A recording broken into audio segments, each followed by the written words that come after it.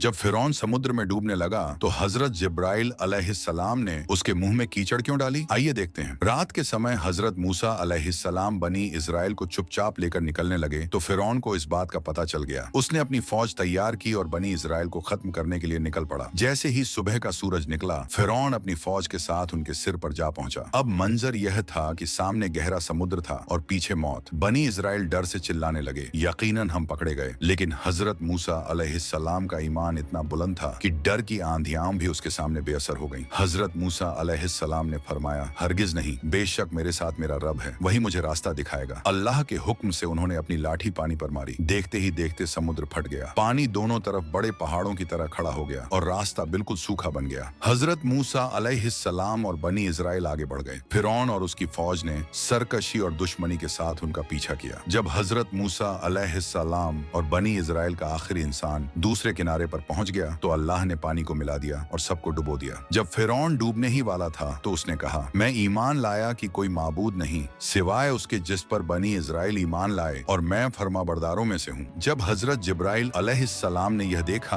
तो समुद्र से कीचड़ लेकर फिरौन के मुंह में भरने लगे, इस डर से कि अगर वह तौबा के अल्फाज कह दे तो कहीं अल्लाह की बेइंतहा रहमत उस तक पहुंच न जाए। आपने अल्लाह की इतनी बेइंतहा रहमत के लिए अभी तक कमेंट और शेयर भी नहीं किया।